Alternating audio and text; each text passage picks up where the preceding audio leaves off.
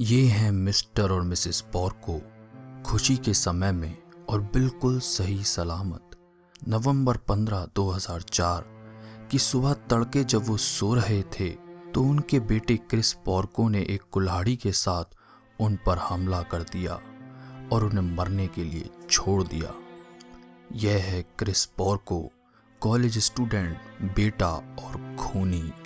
Mister पोर्को पर इस कुल्हाड़ी के साथ 16 घातक वार किए गए, जिससे उनकी खोपड़ी फट गई और जबड़ा अलग हो गया। तो इतनी घातक चोटें लगने के बाद यह आदमी क्या करता है? यह सख्जान उठकर अपने दिन की शुरुआत ऐसे करता है जैसे कभी कुछ हुआ ही ना हो। इस भयानक हादसे की वजह से उसे साइकोलॉजिकल ट्रॉमा हो जाता है। इसकी वजह से वह इस बात से पूरी तरह अनजान है कि उसे गहरी चोटें लगी हैं या उसकी पत्नी इस बिस्तर पर मर रही है। मगर पीटर अपनी दिनचर्या पर लग जाता है। वो बाथरूम इस्तेमाल करता है। उसने सिंक पर कुछ समय बिताया, या तो शेव करने के लिए या अपने नए चेहरे को देखने के लिए। दीवारों पर खून छिड़कते और डोरवे पर हाथों से निशान बनाता वो इधर से उधर घूमता रहा और आखिरकार नीचे किचन तक पहुंचने में भी सफल रहा। सिर्फ एड्रेनलिन और रोज के कामों को करने की इच्छा शक्ति के चलते उसने डिशवॉशर को लोड किया। काश उसने अपने आखिरी घंटों में कुछ ज्यादा अच्छा काम किया होता, जैसे अपने चाहने वालों को चिट्ठी लिखना या 911 पर फोन करना।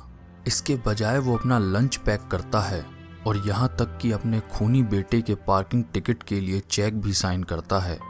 इस समय वो अपने दिन के लिए पूरी तरह समर्पित है। इस बात का भी सबूत है कि पीटर अखबार लेने के लिए बाहर गया और पीछे से दरवाजा बंद हो गया। उसे अभी भी इतना होश था कि उसे गमले के नीचे छुपाई हुई चाबी याद थी, जिसे इस्तेमाल करके वो अंदर आ गया। शायद उसे चक्कर आ गए थे और वो यहाँ बैठ गया और आखिरकार मौत ने उसे अपने आगोश में ले लिया और वो एक कमरे में औंधे मुंह गिर गया और पीछे छोड़ गया पुलिस के लिए भी एक भयानक क्राइम सीन। सोचिए एक ऐसी चलती फिरती लाश को देखना जिसकी खोपड़ी फटी हो, जबड़ा लटक रहा हो और जो ब्रेकफास्ट बना रही हो। आप और ज्यादा मजे की बात जानना चाहते हैं? माँ इस हमले में बच गई और समझती है कि उसका बेटा बेकसूर है। केस के दौरान क्रिस पोर्को अपनी माँ के साथ ही रहता था और जब तक कि वह सभी मामलों में दोषी करार नहीं दे दिया गया, वो उसके साथ हर रोज पैदल कोर्ट जाता था।